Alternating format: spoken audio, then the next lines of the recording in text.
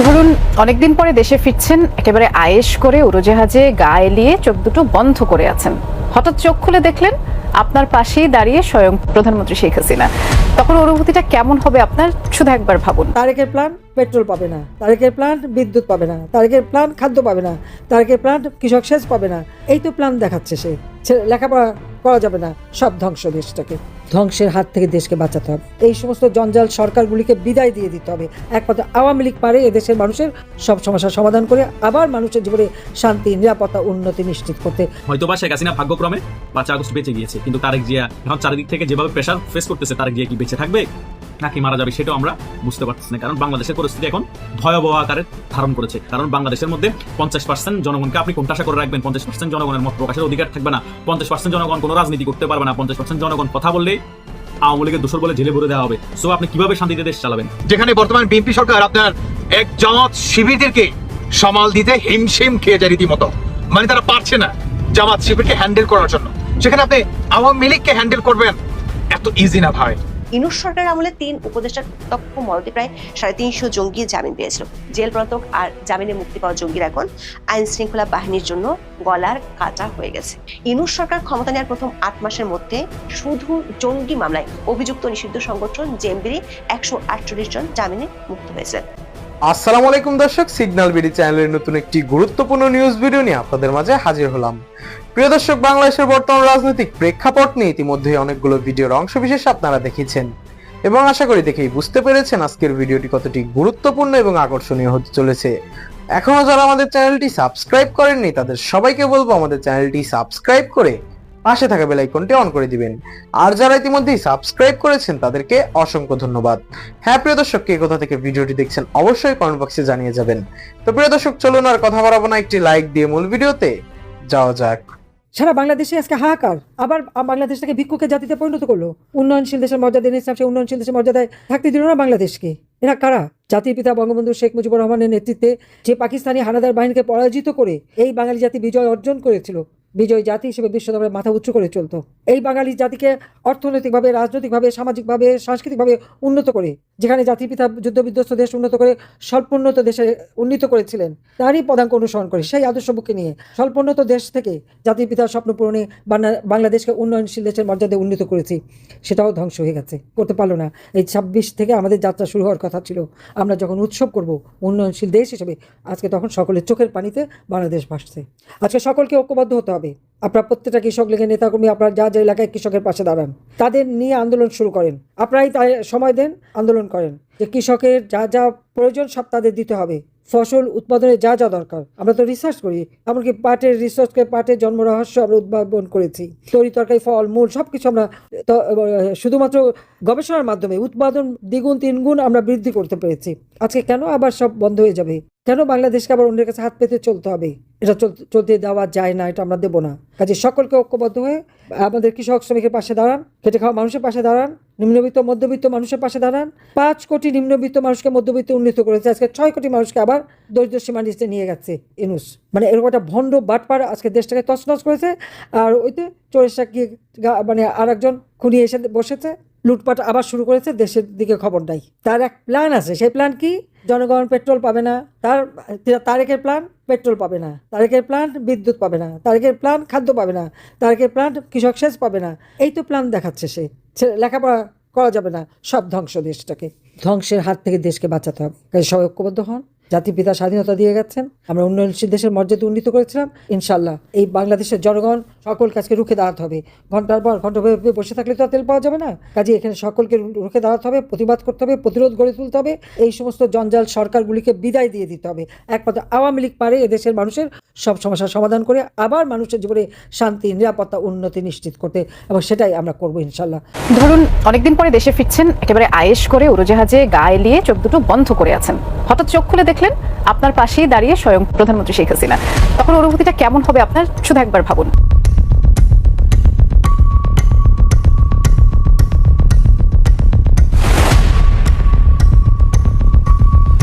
আমরা একটা ডেট ঠিক করব, সেখানে আমরা যারা দেশে অবস্থান করছি আমরা যারা বাইরে অবস্থান করছি ইন্ডিয়া থেকে শুরু করে আমরা একই ডেটে আমরা বাংলাদেশে যাব। প্রত্যেকটা গ্রাম অঞ্চল থেকে ঢাকায় আসতে হবে সবাইকে।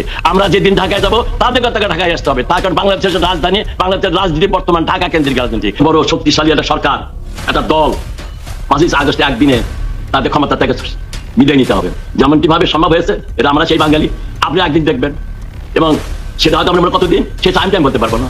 অবশ্যই দেশে এমন অবস্থা সৃষ্টি হবে এবং আমরা সেই নিয়ে কাজ করছি। আমাদের ভুল ত্রুটি নিয়ে আমরা সমালোচনা করছি, আমরা ভুল ত্রুটি যেটা আমরা করছি সেটা আমরা সংশোধন করার চেষ্টা করছি। সেটা কিভাবে মানুষের কাছে আমরা সেই সংশোধন বাণী পাঠাবো এ নিয়ে আমাদের কাজ হচ্ছে, এবং প্রত্যেক গ্রামে শহরে গঞ্জে যেখানে আমাদের কমিটি রয়েছে সেখানে আমাদের যোগাযোগ হচ্ছে। সময় মতো আমরা কিন্তু ফিরে যাবো না, আমরা ঘুরে দাঁড়াবো। যে কথা বলছি, আমরা বাংলাদেশি আছি, বাংলাদেশের জনগণ, বাংলাদেশের আওয়ামী লীগ, বাংলাদেশ ছাত্রলীগ, বাংলাদেশ শ্রমিক লীগ, স্বেচ্ছাসেবী দ্বারা আমরা দল করি, তারা আমরা একটি সময় সত্যিকারে এবং রাজনীতি আবার বলি টাইম দিতে পারবো না। We are working on it, এবং তার জন্য আমাদের যে জিনিসগুলো দরকার, 1.5 বছরে অনেক রিসোর্স আমাদের কাছে দিয়ে গেছেন ডক্টর ইউনূস সাহেব, সেগুলো আমরা ব্যবহার করবো। এবং তারপরে তারেক সাহেব যেভাবে দেশ চালাচ্ছেন, এবং এর ভেতরে তো অনেক, আমরা তো একই জায়গার মানুষ। এখানে যখন চাঁদাবাজি যখন সব শুরু হয়ে যাবে, এখানে যখন খুন খারাপি যখন শুরু হয়ে যাবে, এখানে যখন আপনি দেখছেন এখনই আওয়ামী লীগ বিএনপির ভেতর সিনিয়র জুনিয়র এক দল এবং যারা মন্ত্রিত্ব তাদের এক দল, অলরেডি 3-4 দল আপনাদের মাধ্যমে জানতে পারছে, আমাদের খবরটা আছে না, সেখানে অলরেডি শুরু হয়ে গেছে। 3-2 মাস মাত্র, 6 মাস দেখবেন, আরো দেখবেন এমন একটা অবস্থার সৃষ্টি হবে যে সময়ে, এবং সেই সময়ের জন্য আমরা অপেক্ষা করছি। এবং সেই রাইট টাইমে আমার নেতা কর্মীরা দলের নেতৃত্বের নির্দেশনায় আমরা একই সাথে, আমি একটা নিজের ব্যক্তিগত মতামত বলছি, আমি সবাইকে বলেছি, এটা আমার নেতৃত্ব আমি জানিয়েছি, আমরা একটা ডেট ঠিক করব, সেখানে আমরা যারা দেশে অবস্থান করছি, আমরা যারা বাইরে অবস্থান করছি ইন্ডিয়া থেকে শুরু করে, আমরা একই ডেটে আমরা বাংলাদেশে যাব। কারণ আজকে আমি আমুল ভাইয়ের মতো দেশে যদি উনি জেলে থাকতে পারেন, আমি জেলে থাকবো না কেন? আজকে ডক্টর রাজ্জাকের লোক যদি জেলে থাকে, আমি জেলে নাই কেন? আমরা সবাই জেলে যাওয়ার জন্য প্রস্তুতি নিয়ে আমরা একই ডেটে, আমরা প্রবাসে যারা আছি আমরা একসাথে যাবো, এবং যারা নেতা কর্মীরা যাবে এবং বাংলাদেশেও যারা অবস্থান করছে তাদেরকে আমরা অনুরোধ করবো, সেই নিয়ে আমরা কাজ করছি। প্রত্যেকটা গ্রাম অঞ্চল থেকে ঢাকায় আসতে হবে সবাইকে। আমরা যেদিন ঢাকায় যাবো তাদের কথা ঢাকায় আসতে হবে, তার কারণ বাংলাদেশের রাজধানী, বাংলাদেশের রাজনীতি বর্তমান ঢাকা কেন্দ্রিক রাজনীতি। ঢাকা যার বাংলাদেশ সরকার তার, ঢাকা যার বাংলাদেশের রাজনীতি তার। আমাদের সেই নিয়ে আমরা কাজ করছি। আমরা কোনো সহিংস রাজনীতি বিশ্বাস করি না, আমরা কোনো অনিয়মের ভিতরে আমরা শান্তিপূর্ণ ভাবে, যেহেতু আমাদের দলকে এখন নিষিদ্ধ ঘোষণা করেছে, আমরা একটা টাইম লিমিট দেবো। সেই টাইম লিমিটের ভিতরে যদি আমাদের কর্মকাণ্ড পরিচালনা করতে না দেয়, তাহলে শান্তিপূর্ণভাবে আমরা যে পথ আমাদের প্রয়োজন আমরা সেই পথটা, এবং সেজন্য একটা দিন ঘোষণা হবে। আশা করি মাননীয় জননেত্রী শেখ হাসিনার নির্দেশে এবং তার নেতৃত্বে সে কাজটি ঘটবে, এবং সে কাজটি করতে যা সময় দরকার সেটার জন্য বর্তমান সরকারের কর্মকাণ্ড, এবং অলরেডি আমাদের ক্রেডিট হিসাবে ডক্টর ইউনূস গত তার গংদিন নিয়ে যে মব কালচার সৃষ্টি, সে তো অন্তত কমে গেছে, যে মব কালচার সৃষ্টি করে আমাদের শত শত নেতাকর্মী হত্যা করেছে, এই সমস্ত নিয়েই আমরা জনগণের সামনে যাব। এবং আমার বিশ্বাস আমরা জনগণকে বুঝাতে পারবো যে মিথ্যা প্রভাগান্ডা করে আমাদের সরকারকে বাংলাদেশ থেকে বিতাড়িত করা হয়েছিল, সেই সরকারকে বিতাড়িত করতে আপনি আজকে কি পেয়েছেন? আপনি আজকে যদি গ্যাস নিতে যান, আপনার 12 ঘন্টা দাঁড়ায় থাকতে হয়। সংসদ ভবন, সেনা সদস্য সহ দেশের গুরুত্বপূর্ণ স্থাপনায় জঙ্গি হামলা হওয়ার শঙ্কা নিয়ে পুলিশ সদর দপ্তর যে সতর্কবার্তা দিয়েছে তাতে প্রায় দিশেহারা অবস্থা সরকারি সংস্থাগুলোর। বাংলাদেশ পুলিশের counter terrorism and transnational crime বা সিটিটিসির পক্ষ থেকে দাবি করা হয়েছে তারা কাজ করছেন, যদিও সুনির্দিষ্ট করে কোনো সংগঠন বা গোষ্ঠীকে শনাক্ত করার বিষয়ে তথ্য তারা পাননি। পুলিশও একাধিক গোয়েন্দা সংস্থা জানতে পেরেছে দেশের নিষিদ্ধ ঘোষিত 3টি জঙ্গি সংগঠন এবং একটি আন্তর্জাতিক জঙ্গি গোষ্ঠী পুরো বিষয়টির সাথে জড়িত আছে। দেশীয় নিষিদ্ধ সংগঠনগুলো হলো 90 জেএমবি, আনসারুল্লাহ বাংলা টিম এবং জামাতুল আনসার ফিল হিন্দাল শরকিয়া। বিমানবাহিনীর কয়েকজন সদস্যের সাথে এরই মধ্যে পাকিস্তানি জঙ্গি সংগঠন তেহরিকি তালেবান বা টিটিপি সম্পৃক্ততা খুঁজে পাওয়া যাওয়ায় পুরো বিষয়টি আরও জটিল হয়ে পড়েছে আইন শৃঙ্খলা বাহিনীর জন্য। আইন শৃঙ্খলা বাহিনীর ঊর্ধ্বতন কর্মকর্তারা মনে করেন জুলাই আন্দোলনের সময় এবং 2024 সালের 5 আগস্টের পর দেশের 17টি কারাগারে হামলা চালিয়ে 79 জঙ্গি পালিয়ে গিয়েছিল। ইউনূস সরকারের আমলে 3 উপদেষ্টার প্রত্যক্ষ মদতে প্রায় 350 জঙ্গি জামিন পেয়েছিল। জেল পলাতক আর জামিনে মুক্তি পাওয়া জঙ্গিরা এখন আইন শৃঙ্খলা বাহিনীর জন্য গলার কাটা হয়ে গেছে। তার চেয়ে বড় দুশ্চিন্তার বিষয় হলো অতীতের মতো এসব জঙ্গি সংগঠন পাহাড়ের একটি সন্ত্রাসী গোষ্ঠীও এর সঙ্গে জড়িত থাকতে পারে বলে গোয়েন্দাদের ধারণা।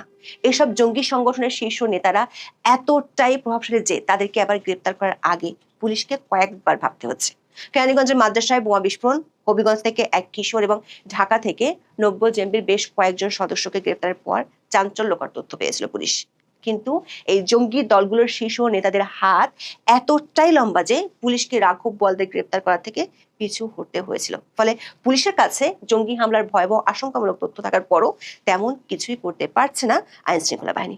প্রশ্ন হলো, ইনুস আমলের মতোই কি দণ্ডপ্রাপ্ত জঙ্গিরা হেলিকপ্টার যোগে ঘুরে বেড়াবে? নিষিদ্ধ ঘোষিত একটি উগ্রবাদী সংগঠনের সদস্যরা জাতীয় সংসদ ভবন সহ দেশের গুরুত্বপূর্ণ স্থাপনায় হামলা করতে পারে বলে সতর্ক করে 23 এপ্রিল চিঠি দেওয়া হয় পুলিশ সদর দপ্তর থেকে।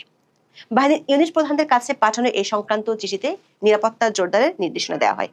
পুলিশ সদর দপ্তরের ওই বার্তায় সুনির্দিষ্ট করে উগ্রবাদী সংগঠনের নাম বলা হয়নি, তবে সম্প্রতি সংগঠনটির ইশতিয়াক আহমেদ সামি ওরফে আবু বক্কর আবু মোহাম্মদ নামে এক সদস্যকে গ্রেপ্তারের তথ্য দেওয়া হয়েছে। পুলিশ যদিও এই ইসাকের পরিচয় জানায়নি, একাধিক সূত্র বলছে এই ইসাক আগেও একবার গ্রেপ্তার হয়েছিল আওয়ামী লীগ সরকারের আমলে। 2023 সালের ডিসেম্বরে সামরিক গোয়েন্দা সংস্থার তথ্যের ভিত্তিতে তাকে নারায়ণগঞ্জ থেকে গ্রেপ্তার করা হয়েছিল, কিন্তু অন্তর্বর্তী সরকার আমলে সে জামিনে ছাড়া পেয়ে যায়। 2023 সালের ডিসেম্বরে আদালত পাড়া থেকে 2 জঙ্গিকে ছিনিয়ে নেওয়ার ঘটনা সহ আনসার আল ইসলামের বহু গোপন পরিকল্পনার কথা জানতো এই ইসাক। এমনকি ছদ্মবেশে সে কারাগারে গিয়ে অন্য জঙ্গিদের সাথে দেখা করত। একাধিক সূত্র থেকে জানা গেছে এই ইসাক শুধু চাকরিচ্যুত 2 সেনা সদস্যই নয়, অনেক জঙ্গির সাথে পরিচয় আছে। এক্ষেত্রে তদন্তকারী সংস্থাগুলো বর্তমানে সক্রিয় এমন 3টি জঙ্গি সংগঠনের নাম খুঁজে পেয়েছে। এগুলো হলো জামাতুল আনসার ফিল হিন্দাল শারকিয়া, আনসার উল্লাহ বাংলা টিম ও নব্য জেএমবি। বিমান বাহিনীর বেশ কয়েকজন কর্মকর্তার সাথে পাকিস্তানের জঙ্গি সংগঠন টিটিপির সম্পর্ক থাকার তথ্য গণমাধ্যমে প্রকাশিত হয়েছে। এই টিটিপির সাথে বাংলাদেশের জঙ্গি সংগঠনগুলোর মধ্যে সবচেয়ে বেশি সম্পর্ক হলো জামাতুল আনসার ফিল হিন্দাল শারকিয়ার। এই জামাতুল আনসারের আছে ভয়ঙ্কর ইতিহাস। 2022 সাল থেকে এই সংগঠনটি টিটিপির জন্য লোক সরবরাহ করে আসছে। পাহাড়ি সন্ত্রাসী গোষ্ঠীর অধীনে অস্ত্র প্রশিক্ষণ নেওয়ার অভিজ্ঞতাও আছে এদের। 2023 সালের 23 জানুয়ারি বিবিসি বাংলায় প্রকাশিত এক খবরে বলা হয়, 2022 সালের 23 আগস্ট কুমিল্লার সদর এলাকা থেকে একসাথে 8 জন তরুণ নিখোঁজ হয়। এর 2 দিন পর তাদের পরিবার থানায় সাধারণ ডায়েরি করে। তাদের নিখোঁজ থাকা নিয়ে স্থানীয় সংবাদ মাধ্যমগুলোতেও বেশ কিছু খবর এসেছিল। নিখোঁজ থাকা ওই 8 তরুণের মধ্যে একজন পালিয়ে আসে আর তাকে জিজ্ঞাসাবাদ করে। তার দেওয়া তথ্যের ভিত্তিতে 2023 সালের 5 অক্টোবর নিখোঁজ হওয়া আরেকজন সহ মোট 7 সদস্যকে গ্রেপ্তার করে র্যাব। এই দলটিকে জিজ্ঞাসাবাদের মাধ্যমে র্যাব তখন জামাতুল আনসারের কথা জানতে পারে। তখন সব মিলিয়ে এই সংগঠনের 31 জন সদস্যকে গ্রেপ্তারের কথা জানিয়েছিল র্যাব। তখন জামাতুল আনসার নিয়ে আরো ভয়ঙ্কর তথ্য সামনে এসেছিল। সেটি হলো জামাতুল আনসারের সশস্ত্র জঙ্গিদের প্রশিক্ষণ দিত পার্বত্য চট্টগ্রামে সশস্ত্র গোষ্ঠী কুকি চিন ন্যাশনাল ফ্রন্ট বা কেএনএফ। কেএনএফ এর প্রশিক্ষণ ক্যাম্পে হিন্দুল শারকিয়ার সদস্যদের প্রশিক্ষণের ভিডিও ফুটেজ তখন ছড়িয়ে পড়েছিল। তখন প্রশ্ন উঠেছিল, কেএনএফ হলো খ্রিস্টান আর জামাতুল আনসারের অনুসারীরা হলো মুসলিম, তাহলে ভিন্ন ধর্মাবলম্বী ক্ষুদ্র জাতিগোষ্ঠীর সঙ্গে আল কায়দা মতাদর্শী একটি উগ্র গোষ্ঠীর সদস্যদের সম্পর্ক কিভাবে হলো? পাহাড়ে প্রশিক্ষণ ও নিরাপদ আস্তানা গড়ে তোলাটা তখন ছিল জামাতুল আনসারের কৌশলগত লক্ষ্য। আর এটা বাস্তবায়ন করতে পাহাড়ের কোনো না কোনো গোষ্ঠীর সহযোগিতা ছিল জরুরি। এই জন্য তারা পাহাড়ের নতুন সশস্ত্র গোষ্ঠী কেএনএফ এর সঙ্গে যোগাযোগ করে তুলেছিল। জামাতুল আনসারের প্রধান উপদেষ্টা শামীম মাহফুজের মাধ্যমে নাথান বমের সঙ্গে যোগাযোগ হয়। শামীম মাহফুজের বিশ্ববিদ্যালয়ের জীবনের বন্ধু ছিলেন কেএনএফ এর প্রধান নাথান বম। কেএনএফ যখন প্রশিক্ষণ নিত তখনই শামীম মাহফুজের একটি ছদ্ম নাম ছিল, তাকে ডাকা হতো ম্যানারিং মরাং নামে। 2021 সালে প্রশিক্ষণ দেওয়ার জন্য এই 2 সংগঠনের মধ্যে লিখিত চুক্তিও হয়। চুক্তি অনুযায়ী জামাতুল আনসার আশ্রয় ও প্রশিক্ষণ বাবদ কেএনএফ কে প্রতি মাসে 3 লাখ টাকা দিত। এছাড়া কেএনএফ এর যে 150 জন সদস্য রয়েছে তাদের খাওয়ার খরচ দিত। 2021 সালের নভেম্বরে প্রশিক্ষণ শুরু হয়, চুক্তি ছিল 2023 সাল পর্যন্ত। কেএনএফ তখন তাদের ক্যাম্পে 3 ব্যাচে জামাতুল আনসারের 55 জনকে প্রশিক্ষণ দিয়েছিল। 2023 সালে আইন শৃঙ্খলা বাহিনী পাহাড়ে প্রশিক্ষণ নেওয়া 32 জনকে শনাক্ত করেছিল। আওয়ামী লীগ আমলে এদের অনেককেই গ্রেপ্তার করা হয়েছিল, কিন্তু অন্তর্বর্তী সরকার আমলে জামিনে ছাড়া পেয়ে যায় তারা। 2023 সালের 10 আগস্ট এই জামাতুল আনসারকে নিষিদ্ধ ঘোষণা করেছিল তখনকার আওয়ামী লীগ সরকার। এখন যে পুলিশ বাংলাদেশের গুরুত্বপূর্ণ স্থাপনাগুলোতে জঙ্গি হামলার আশঙ্কা করছে, 2023 সালে জামাতুল আনসারের তেমনই একটা পরিকল্পনা ছিল। তখন তাদের পরিকল্পনা অনুযায়ী হামলার একটা লক্ষ্যবস্তু ছিল গাজীপুরের কাশিমপুর কেন্দ্রীয় কারাগার। এর কারণ হিসেবে তখন গ্রেপ্তার হওয়া জঙ্গিরা বলেছিল এই কারাগারে তাদের অনেক জঙ্গি নেতা রয়েছেন। কিন্তু 2023 সালে ওই পরিকল্পনা সফল করতে পারেনি জামাতুল আনসারের সদস্যরা। তবে পুলিশের ধারণা, শেখ হাসিনা সরকার পতনের পর 2024 সালের 6 আগস্ট কাশিমপুর কারাগারে যে হামলা হয়েছিল সেটি এই গ্রুপটি করেছিল। ওই দিন গাজীপুরের কাশিমপুর হাই সিকিউরিটি কেন্দ্রীয় কারাগারের বাইরে থেকে দফায় দফায় হামলা চালানো হয়েছিল। তখন কারাগারের ভিতরে কারারক্ষীদের জিম্মি করে বন্দীদের বিক্ষোভের সময় 209 বন্দী পালিয়ে যায়। এই ঘটনায় নিরাপত্তা কর্মীদের গুলিতে 3 জঙ্গি সহ মোট 6 বন্দী নিহত হয়েছিল। পুলিশের ধারণা, জুলাই আন্দোলন ও আওয়ামী লীগের পতনের পর সাতক্ষীরা এবং শেরপুর সহ মোট 17টি কারাগারে হামলা হয়েছিল। এগুলোতে হামলার পেছনে এই জঙ্গিদের হাত আছে এমন তথ্য অন্তর্বর্তী সরকার আমলে দেওয়া হয়েছিল, কিন্তু ইউনূসের সরকার তখন বিষয়টি ধামা চাপা দিয়ে দেয়। জামাতুল আনসারের মূল হলেন শামীম মাহফুজ। তাকে আওয়ামী লীগ আমলে পুলিশ বেশ কয়েকবার গ্রেপ্তার করেছিল। প্রথম গ্রেপ্তার হন 2011 সালে। 2014 সালের 13 এপ্রিল থেকে 2018 সালের জানুয়ারি পর্যন্ত শামীম 3 বার নিখোঁজ হন। সবশেষ আওয়ামী লীগ আমলে 2023 সালের 24 জুন রাজধানীর ডেমরা এলাকা থেকে শামীম মাহফুজকে তার স্ত্রী সহ পুলিশ গ্রেপ্তার করেছিল। কিন্তু আওয়ামী লীগ সরকারের পতনের পরই অন্তর্বর্তী সরকারের আমলে জামিনে মুক্ত হন এই শামীম মাহফুজ। কিন্তু কিছুদিনের মধ্যেই আবার জঙ্গি তৎপরতায় জড়িয়ে পড়লে একটি বিদেশি দূতাবাসের পক্ষ থেকে সরাসরি অভিযোগ করা হয় তার বিরুদ্ধে। ইউনূসের সরকার বাধ্য হয়ে তখন তাকে গ্রেপ্তার করে।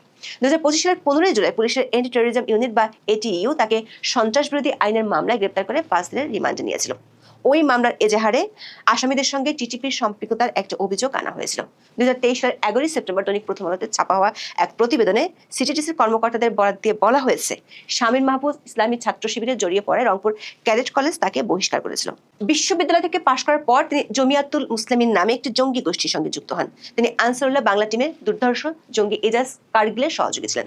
এজাজের স্ত্রীকে পরে তিনি বিয়েও করেছিলেন। পুলিশের তদন্তে উঠে আসা আরেকটি জঙ্গি সংগঠন হলো আনসারুল্লাহ বাংলা টিম। পুলিশ বলছে 2016 সালে কাশিমপুর কারাগারে হামলার পরিকল্পনা ছিল এই দলটির। 2015 সালের 25 মে আনসারুল্লাহ বাংলা টিমকে নিষিদ্ধ করা হয়েছিল।